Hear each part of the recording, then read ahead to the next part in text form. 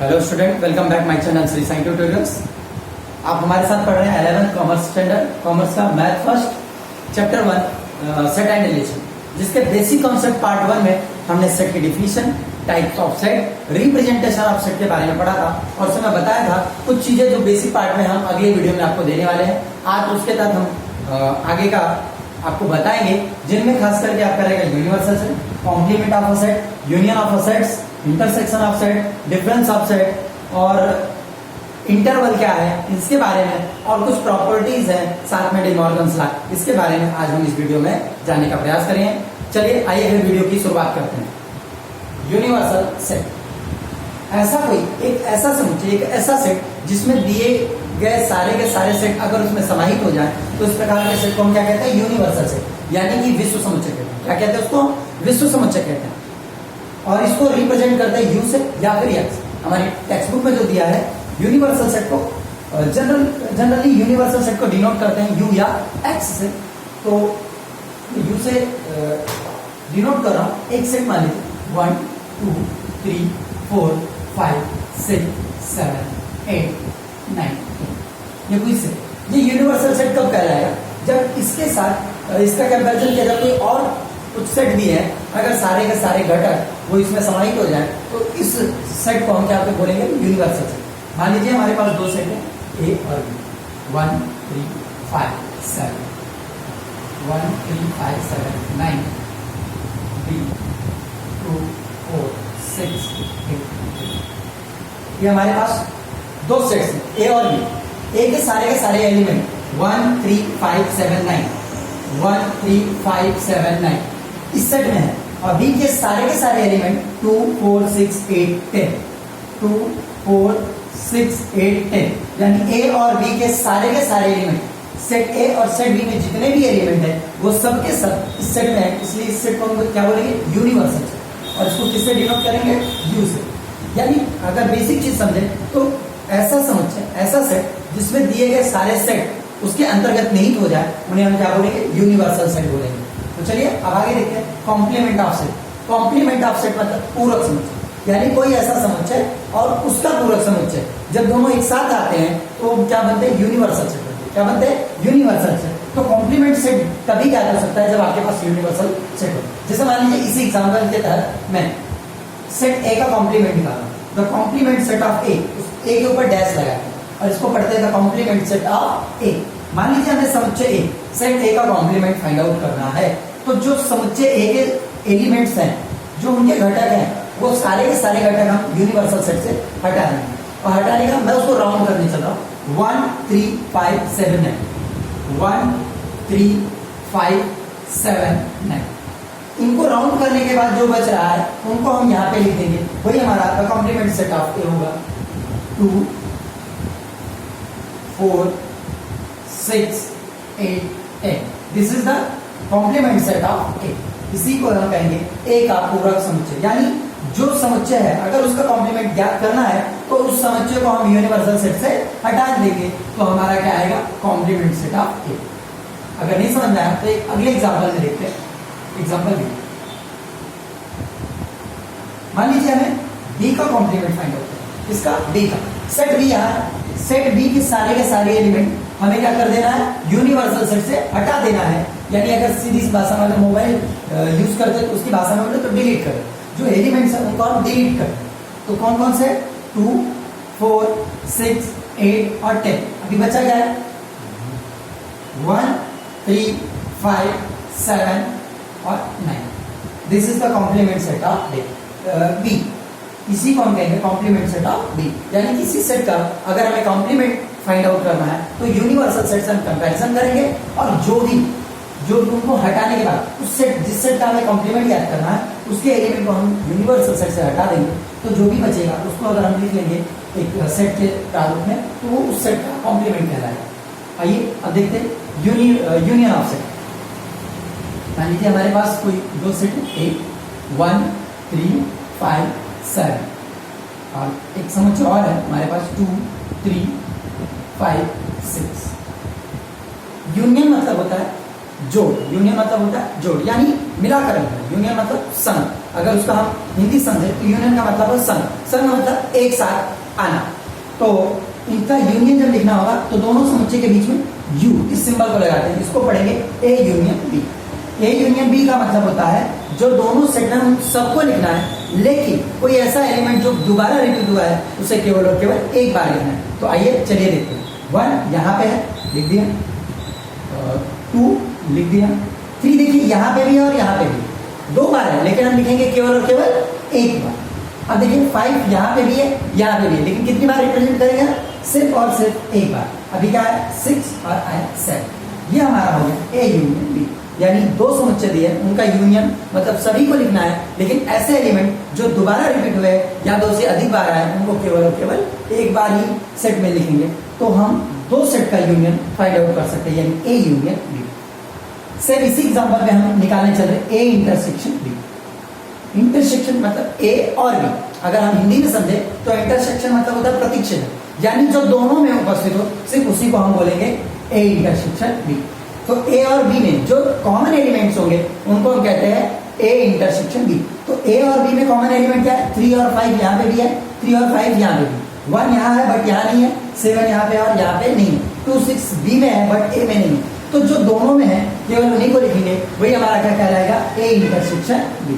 तो A intersection B हो जाएगा 3। ये हमारा हमने पढ़ा universal set, complement set, union of set, intersection of set. अगर आप इनको नोट करना चाहें तो स्क्रीनशॉट ले लीजिए। आइए अब देखते हैं डिफरेंस ऑफ सेट। अब हम सीखते हैं डिफरेंस ऑफ सेट। मान लीजिए ए और बी कोई 2 समुच्चय, 1 3 5 7 9 2 4 5 6 8। ठीक है, डिफरेंस मतलब उनको घटाने की प्रक्रिया क्या होती है? ए माइनस बी। आगे क्या है? ए। तो ए में से बी के एलिमेंट्स को हटा देना है, माइनस कर देना है।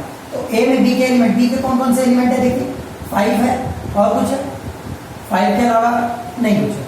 तो जो ए में बचे थे बी के एलिमेंट को डिलीट करने के बाद ए में जो एलिमेंट बचे हुए उन सभी को लिख देंगे, 1 3 7 और 9। बी के एलिमेंट को नहीं लिखना है क्योंकि बी के एलिमेंट को माइनस करना है, जो कॉमन था उसको हटा दिया और आगे ए है तो हमने ए के बचे हुए एलिमेंट्स को यहाँ पे लिख दिया, इसको बोलते ए माइनस बी। इनको नहीं लिखना है, 2 4 6 8 को नहीं लिखना है। अब इसी का अपोजिट मान लीजिए अगर बोल दिया सेट बी माइनस है, तब क्या करेंगे? आगे बी है तो हम बी में ए के कॉमन एलिमेंट्स को ढूंढेंगे। तो बी में ए का कॉमन एलिमेंट्स क्या है? 5। क्या है? 5। तो 5 को डिलीट कर देंगे, बचा क्या? 2 4 6 8। 2 4 6 8। इस तरीके से हम इसको डिनोट करेंगे। ये हमारा होगा डिफरेंस ऑफ सेट। ए में से जब बी को घटाएंगे तो बी के एलिमेंट को, जो बी का एलिमेंट ए में उपस्थित है उसको हटा देंगे और जो बचेगा उसको हम लिख लेंगे। सेम प्रोसेस जब हम बी में से ए को घटाएंगे तो आगे बी है, यानी हमको लिखना क्या है? बी के एलिमेंट लिखना है, लेकिन जो उसमें ए का कॉमन एलिमेंट है उसको हटाएंगे। तो सेट बी यहाँ पे ए का कॉमन एलिमेंट से 5 है, इसको हटाया, 2 4 6 8 2 4 6 8 इनको हमने यहाँ पे लिख लिया। आप इसको नोट कर लीजिए, फिर आगे हम देखते हैं। आइए अब देखिए इंटरवल्स के बारे में। Open interval, closed interval, semi closed interval और सेमी ओपन इंटरवल। इंटरवल्स का अगर हम बेसिक हिंदी में समझे तो उसे कहते हैं अवकाश। क्या कहते हैं? अवकाश कहते हैं। तो 2 संख्याओं के बीच में जो अवकाश होता है उनको रिप्रेजेंट करने का तरीका, चाहे वो नंबर लाइन है जिसको हम संख्या रेखा बोलते हैं, संख्या रेखा पर कैसे प्रदर्शित करते हैं या लिखते हैं कैसे। जैसे मान लीजिए कोई संख्या है 1 और कोई दूसरी संख्या है 5, इन दोनों के बीच में कोई एक ऐसी संख्या है जिसको हम बोलेंगे x। x मान लीजिए वो है x is greater then 1 but less than 5। अगर इस तरीके से संख्या को डिनोट किया गया है तो हम इसको बोलेंगे ओपन इंटरवल। अब इसको हम समझते हैं संख्या रेखा। कैसे इसको संख्या रेखा पर रिप्रेजेंट करें? जैसे मान लीजिए हमारे नंबर लाइन संख्या रेखा, यहाँ पे 0, यहाँ पे 1, यहाँ पे 2, यहाँ पे 3, यहाँ पे 4, यहाँ पे क्या कह रहा है? यहाँ पे कोई 1 से लेकर 5 के बीच में x की ऐसी वैल्यू है जो 1 से बड़ा है और 5 से छोटा है, मतलब जो x की वैल्यू होगी यहाँ से लेकर यहाँ तक। ठीक है, लेकिन 1 से बड़ा है इसलिए यहाँ पर इसको राउंड कर देंगे, इसको इसको डार्क नहीं करना है, सिर्फ ओपन होना चाहिए ऐसे, क्योंकि 1 से छोटा और 5 से भी छोटा है, इसलिए यहाँ 1 से बड़ा है, x की वैल्यू 1 से बड़ी है और 5 से छोटी है, तो यहाँ पे भी हमने क्या कर दिया, राउंड कर दिया, डार्क नहीं करना। और यहाँ से यहाँ तक के बीच की जो संख्या है वो सारी की सारी x की वैल्यू हो सकती है, यानी x की जो वैल्यू है वो 1 से बड़ी है और 5 से छोटी है। उसको हम अगर संख्या रेखा पर दर्शाए तो 1 0 1 2 3 4 5 लिखने के बाद 1 से बड़ी है और 5 से छोटी है, यानी x is greater then 1 and less than 5। तो 1 से लेकर 5 तक संख्या रेखा पर लिख दिया, यहां से यहां तक की संख्या को x की वैल्यू से फाइंड आउट करेंगे, बट ये छोटा है, एक जो x से छोटा है और x जो है 5 से छोटा है, इसलिए यहाँ पे डार्क ना करके हम इसको ऐसे ओपन रखेंगे, यहाँ पे सिर्फ राउंड करेंगे। तो अगर हम इसको लिखना चाहें तो कैसे लिखेंगे, ऐसे स्मॉल ब्रैकेट बनाकर लिखेंगे 1, इसको बोलते हैं ओपन इंटरवल। क्या बोलते हैं, ओपन इंटरवल। अब मान लीजिए यही संख्या को हम यहाँ पे रिप्रेजेंट कर रहे हैं, 1 is less than x and x is less then 5, ठीक है। बट यहाँ पे क्या कह रहा है आपका, ये बराबर भी है और 5 x की वैल्यू 1 के बराबर भी है और 1 से बड़ी भी है, 5 के बराबर भी है, 5 से छोटी है। इस बात को हम संख्या रेखा पर समझते हैं, नंबर लाइन पर। यहाँ पे हमारा क्या है 0, यहाँ पे 1, यहाँ पे 2, यहाँ पे 3, यहाँ पे 4 और यहाँ पे क्या है 5।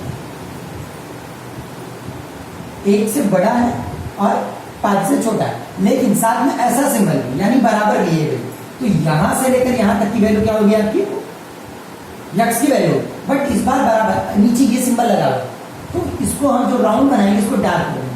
क्या कर देंगे, डार्क करेंगे। यहाँ पे देखिए ओपन था, लेकिन यहाँ पे हमने क्या कर दिया, इसको डार्क कर दिया। जैसे ये लाइन को हमने डार्क किया है वैसे इसको भी डार्क करेंगे। और इसको रिप्रेजेंट कैसे करेंगे, बड़े ब्रैकेट से। यहाँ पे लिखेंगे 1 एंड 5। अब आते हैं सेमी क्लोज इंटरवल। सेम इसी एग्जांपल को लेते हैं, 1 is less than x and x is less then 5।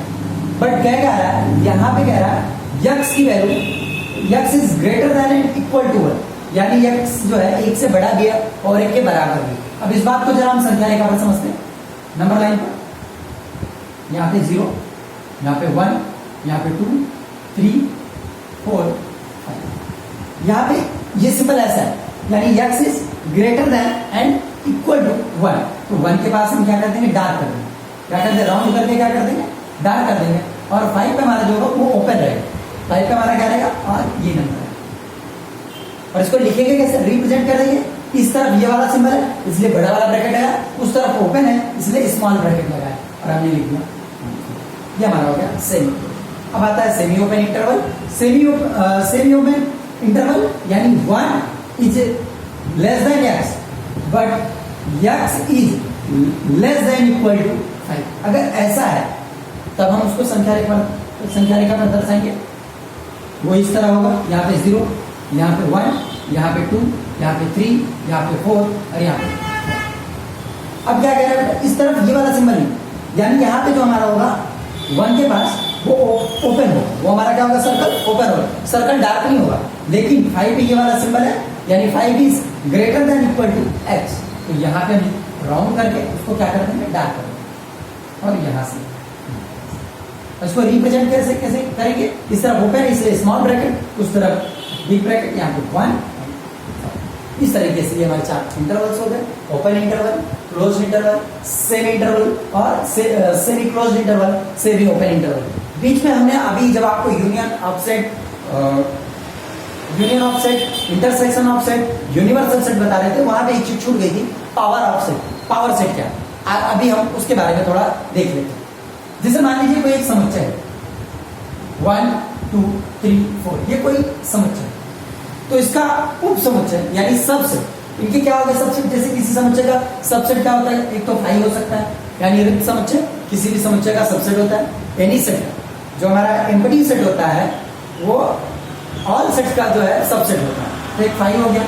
अगर हम सिंगलटन के रूप में लिखे तो 1 2 3 4। अब एक से हम अगर हम मान लीजिए उसको फाइनाइट सेट के रूप में लिखे तो क्या हो सकता है, 1 2 1 3, अगला क्या होगा 1 4, ठीक है। और हमारा क्या हो सकता है 2 3, 2 4, और क्या हो सकता है 3 4। अब 3 3 का बनाएंगे 1 2 3। इस तरीके से किसी सेट के जो सब सेट है अगर उनका एक सेट प्रिपेयर किया जाए तो इस प्रकार जो सेट बनेगा उसे हम कहते हैं पावर ऑफ सेट। क्या कहते हैं पावर सेट। यानी किसी सेट के सभी सेट का अगर हम सेट बनाए तो वह क्या कहलाता है पावर सेट। आप सब स्क्रीनशॉट ले लीजिए फिर आगे। आइए हम ऑपरेशंस ऑफ सेट के कुछ प्रॉपर्टीज के बारे में पढ़ें, जैसे property of union, second property of intersection, फिर डिस्ट्रीब्यूटिव प्रॉपर्टीज, और उसके बाद बचेगा हमारा डी मॉर्गन्स लॉ और बेसिक कॉन्सेप्ट अपना क्लियर हो जाएगा। फिर इसके बाद नेक्स्ट वीडियो में हम एक्सरसाइज 1.1 की शुरुआत कर सकते हैं। तो आइए देखते हैं यूनियन ऑफ प्रॉपर्टीज। जो सबसे पहली प्रॉपर्टीज है उसको हम कहते हैं कम्यूटेटिव प्रॉपर्टीज। जैसे ए यूनियन बी, ये हो सकता है बी यूनियन ए। मैं एक एग्जाम्पल लेके समझा रहा हूं। ए 1 2 3 5 और बी हमारा है 2 3 5 7। तो ए यूनियन बी क्या निकालेंगे? ए यूनियन बी मतलब ए और बी सबको लिखना है, लेकिन अगर कोई नंबर कोई एलिमेंट दोबारा है उसको दोबारा रिपीट नहीं लिखना। जैसे 1 यहाँ है यहाँ नहीं लिखे, 2 2 बार है बट हम सिर्फ एक बार लिखेंगे। 3 ये भी 2 बार है लेकिन हम सिर्फ एक बार लिखेंगे। 5 2 बार है सिर्फ एक बार लिखेंगे। 7 ये हमारा आया ए यूनियन बी। अब हम निकालेंगे बी यूनियन ए। तो बात तो वही हुई ना, बी और ए के सारे एलिमेंट्स को एक साथ लिखना है, सेट बी और सेट ए के सारे एलिमेंट्स को एक साथ लिखना है, लेकिन जो दोबारा आया होगा उसे रिपीट नहीं करेंगे। जैसे 1 2 बार आया एक बार, 3 2 बार आया यहाँ पर एक बार लिखेंगे, 5 7। इसको बोलते हैं कम्यूटेटिव प्रॉपर्टी। यानी ए यूनियन बी और बी यूनियन ए इनकी वैल्यू क्या होती है सेम होती है। इस प्रॉपर्टीज के बारे में हम ध्यान रखेंगे, ये हमें एक्सरसाइज में यूज होंगे। हटा देते हैं। अगला हमारा एसोसिएटिव प्रॉपर्टीज।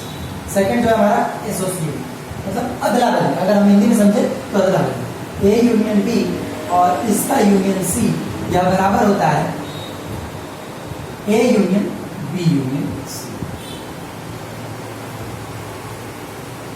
यानी ए यूनियन बी और फिर उसका सी के सेट सी के साथ यूनियन जो होगा वही ए का यूनियन बी यूनियन सी के यूनियन के साथ में होगा। इसको कहते हैं एसोसिएटिव प्रॉपर्टी अर्थात अदला बदली। फिर आता है आपका आइडेंटिटी प्रॉपर्टीज। यानी ए यूनियन फाइव, यानी एक सेट है और उसका फाइव के साथ अगर हम यूनियन निकाले तो वही सेट हमारा है। एग्जांपल के तौर पे यहाँ पे देखिए, जैसे एक सेट है हमारा 1 2 3 4 और एक सेट बी है जो कि उसमें एक भी घटक नहीं, वो एम्प्टी सेट है। जब इनका हम यूनियन निकालेंगे इसमें तो कोई भी सेट नहीं, इसमें सारे सेट, यानी ए यूनियन बी जो कि बी हमारा क्या है 5 को रिप्रेजेंट कर रहा है, तो A union 5 is equal to क्या आएगा हमारा यही सारे के सारे एलिमेंट 1 2 3 4 5। इसको कहते हैं आइडेंटिटी प्रॉपर्टीज, यानी A union 5 is equal to A. अब अगला हमारा आता है इंडेक्टोटेंट। इंडेक्टोटेंट लॉ यानी किसी समुच्चय और उसी सेट का यूनियन, उसी सेट का उसी के साथ अगर यूनियन निकाले तो वही सेट हमको प्राप्त होता है। नोट कर लीजिए, नोट कर आगे।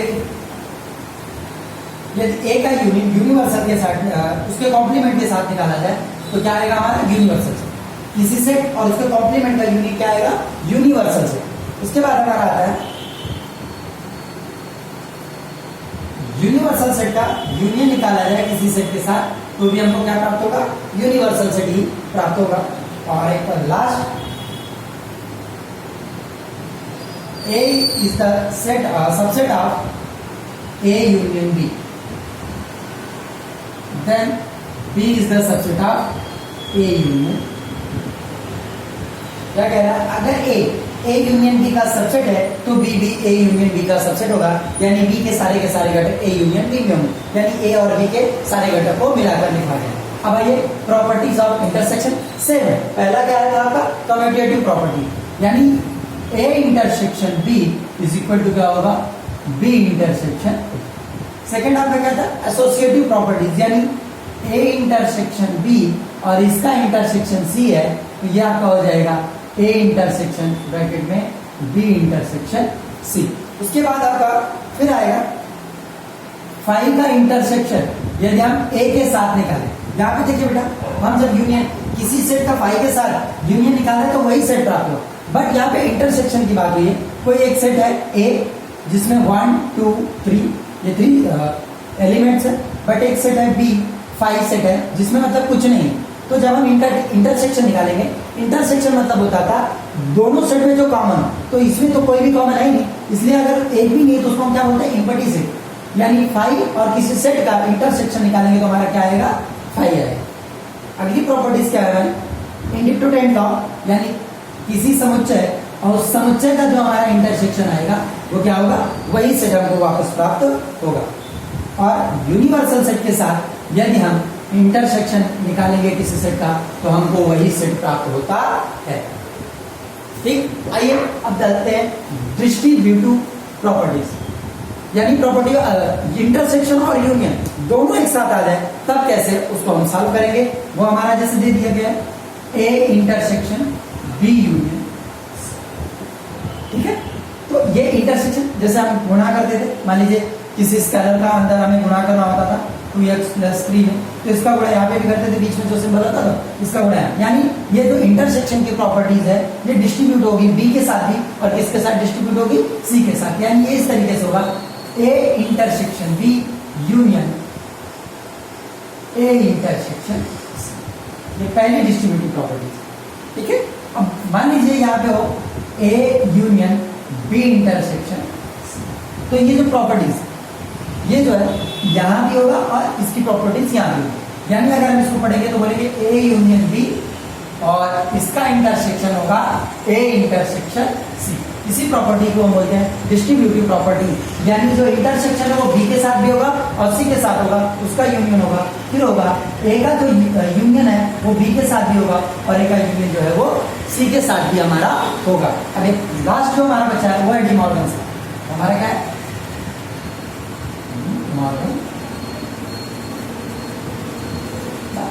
इंपॉर्टेंट। जैसे दो समुच्चय उनका यूनियन, दो सेट्स हैं उनका यूनियन निकाला है, यानी इनका अगर हमें ए यूनियन बी का कॉम्प्लीमेंट अगर निकालना हो तो ये अलग अलग डिस्ट्रीब्यूट होगा। यानी ए का कॉम्प्लीमेंट और बी का कॉम्प्लीमेंट, इसके बीच इसका जस्ट अपोजिट क्या हो जाएगा, इंटरसेक्शन, ठीक। और सेकंड रूल इनका है इफ ए इंटरसेक्शन बी, इसका हमको अगर कॉम्प्लीमेंट फाइंड आउट करना है तो ए के ऊपर डैश लगाए, बी के ऊपर डैश लगाए और यहाँ पे इंटरसेक्शन का अपोजिट हमारा क्या हो जाएगा, यूनियन। आप सब इसे नोट कर लीजिए और स्क्रीनशॉट निकाल लीजिए। आइए कुछ इंपॉर्टेंट फार्मूलाज देख लेते हैं, properties of cardinalities of set. याद होगा आपने 9 में पढ़ा होगा A union B is equal to क्या होता था, number of A plus number of B minus number of A intersection B, ठीक। ये तो हमने दो सेट्स के बारे में, दो सेट्स था उनका नंबर। मान लीजिए अगर ये 3 हो जाए, जैसे A union B union C हो जाए, तो उसके कुछ इंपॉर्टेंट फार्मूलेज दिए हुए हैं, उनको हम यहाँ पे नोट कर लेते हैं। जैसे number of A union B union C is equal to होगा number of A plus number of B plus number of C minus number of A intersection B minus number of B intersection C minus number of A intersection C plus number of A intersection B intersection C. Formula एक बार फिर से देखते हैं। Number of A union B union C, अगर 3 set एक साथ आए तो होगा पहले सेपरेट लिखेंगे नंबर ऑफ ए, फिर नंबर ऑफ बी, फिर नंबर ऑफ सी, फिर minus number of A intersection B, फिर ए इंटरसेक्शन सी और फिर number of B intersection C. Last में तीनों का हम इंटरसेक्शन निकालकर जोड़ देंगे, number of A intersection B intersection C. ये हमारा फार्मूला हो गया। कुछ और है जिनको हम नोट कर लेते हैं। Number of A intersection B का complement, number of A intersection B का complement plus number of A intersection B is equal to होता है नंबर ऑफ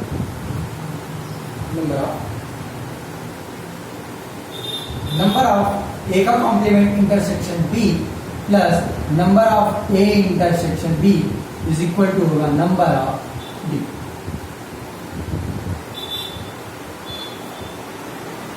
अब 3 अगर एक साथ आए तो हमारा होगा number of A intersection B का complement plus number of A का complement intersection B plus number of A intersection B. इस कंडीशन में जो हमारा फार्मूला है वो होगा number of A union B. Note कर लीजिए। तो स्टूडेंट आज के इस वीडियो में हमने यूनिवर्सल सेट, कॉम्प्लीमेंट सेट, मतलब किसी सेट का कॉम्प्लीमेंट कैसे फाइंड आउट करते हैं, उसका यूनियन यानी प्रॉपर्टीज ऑफ सेट के बारे में हमने पढ़ा। यूनियन ऑफ सेट कैसे फाइंड आउट करते हैं, इंटरसेक्शन, फिर डिमॉर्गन्स लॉ, प्रॉपर्टीज जो उनकी कुछ प्रॉपर्टीज थी उनके बारे में हमने पढ़ा, और ये कुछ इंपॉर्टेंट फार्मूले, ये सब आपको बेसिक क्लियर हो जाएगा। तो एक्सरसाइज 1.1 जो है बहुत ही सिंपल होने वाला है, इसलिए आपको घबराने की कोई जरूरत नहीं है। इससे पहले मैंने बेसिक कॉन्सेप्ट पार्ट 1 बनाया है, अगर आपने नहीं भी देखा होगा तो मैं इस वीडियो के डिस्क्रिप्शन में वहां पे उसका लिंक डाल दूंगा। आप दोनों बेसिक कॉन्सेप्ट एक बार वापस क्लियर कर लीजिए। अगले वीडियो में हम जब मिलेंगे तो एक्सरसाइज 1.1 हमारा शुरू हो चुका होगा और बहुत ही इजी तरीके से हम अपना एक्सरसाइज सॉल्व करेंगे और आपको बहुत ही अच्छा लगने वाला है। और जाते जाते एक बार वापस कहना चाहूंगा, अगर आप हमारे चैनल पे अभी नए आए हैं तो वीडियो को लाइक करिए, साथ ही चैनल को सब्सक्राइब करके बेल आइकन क्लिक कीजिए ताकि मैथ्स के सारे वीडियो आप तक सबसे पहले पहुंचे। धन्यवाद।